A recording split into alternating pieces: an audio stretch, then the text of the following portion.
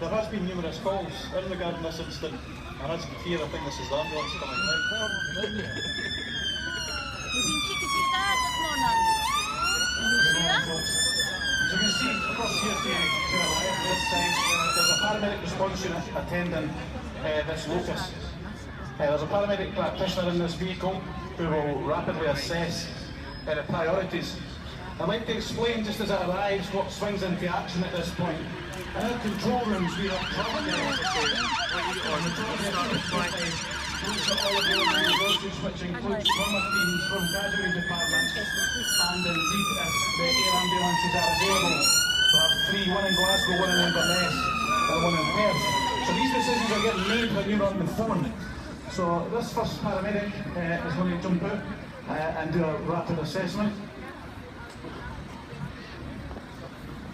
Also arriving on scene at the same time here, because we are in Glenrothes and have quite a few resources, is an incident officer for the ambulance service who will communicate with our colleagues both in the police and the fire service and control rooms to say what is required at this locus. He also has what they call professional to professional line, and he can speak to doctors and consultants in A&E and ask any advice that we could require.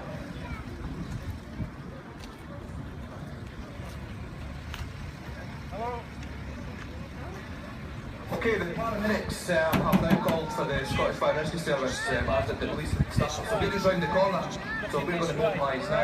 It's apparent that the occupants are injured. Now one of the big things that you have to do is ensure that there's nice, stable safety. The injuries have occurred, but if we go harshy into these cars, we can end up causing further damage to the car. We need to make it nice and stable and nice and safe. There's a variety of products that are planned for the occupants. Solidly, there's flying glass, debris, fuel, batteries,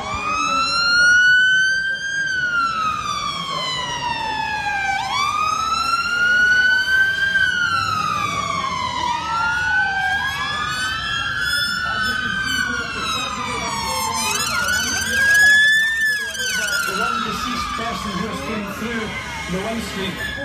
These people are dealing with this incident today are parents and they are family members of the public just like yourself.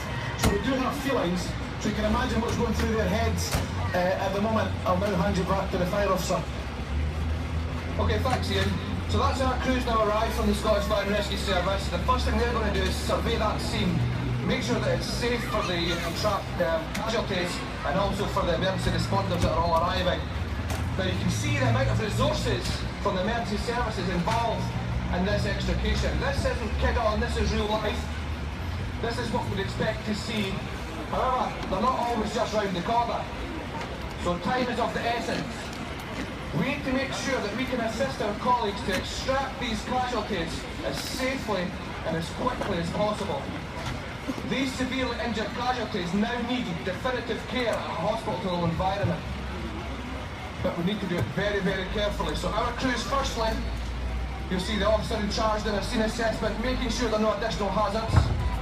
The crews are then quickly putting in chocks to make sure that the vehicle's suspension is debilitated so that those cars don't move anymore. A couple of millimetres of movement could cause spinal damage, irreparable.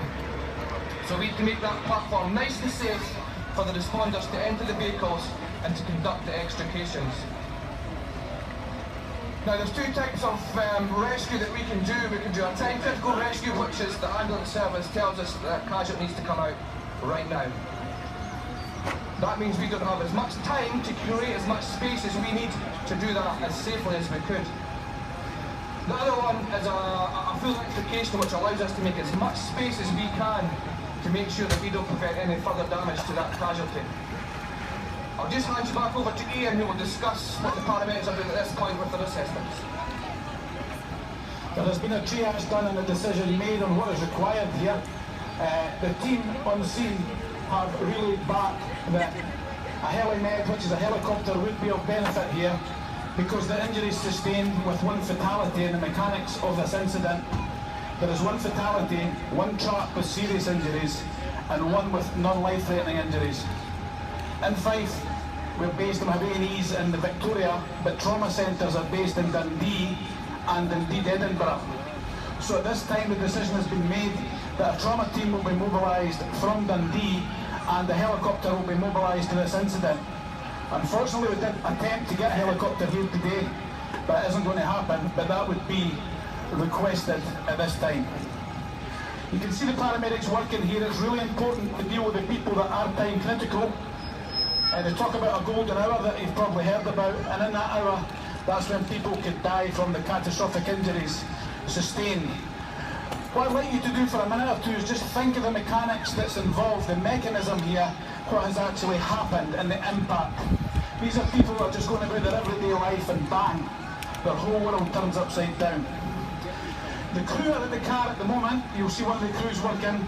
One's maintaining neutral alignment and C-spine control. The paramedic practitioner and paramedic officer are working with Erwin, and there's an assessment getting done. There's a various amounts of observations that have got to be done to identify what the injuries are, and that is quite time consuming, but we've got to make a decision when it's time to run. I'm going to hand you over to the police officer now. Thanks, Ian. Whilst the events are unfolding here, PC Aitken has already noted the registration numbers. He's carrying out background checks on these vehicles to try and establish who these occupants are. As you know, news travels fast, and we need to make the next of kin aware immediately that their loved one has been killed in a road accident. The scenario today is that the persons were using their mobile telephone. A slight distraction and increase of speed can have fatal consequences such as you're seeing today. My role as a senior investigating officer, and I come down and run the scene from a police perspective. It's not just a scene of an accident, it's a crime scene, and I would treat a murder in the exact same fashion. It's our job to establish exactly what's happened, why it's happened, and what evidence we can collate to find a prosecution. PC Aitken's looking for mobile telephones, and all will be seized. On occasion, persons delete their messages if they think it's going to incriminate them in any way. However, we could seize them and have them analysed, and anything that you think may be deleted can be retrieved by specialists within the police. This will build a bigger picture and a potential court case, which I'll speak about later. Okay, it's Steve from Fire again here. The fire crews are now doing their extrication. We've got time here, so we're going to remove the roof, which will create as much space as we can to get that casualty on a backboard, to immobilise the spine and make sure there's no further injuries done on transportation from the vehicle to the ambulance and then onwards to the hospital environment. Now the crews have to do this very, very carefully, because as I've said before, the slightest movement, the slightest mistake can cause that further damage to the casualty. The casualty is immobilised by the paramedic in the back. We've got manual mobilisation of the head, which immobilises the spine to try and prevent that. So what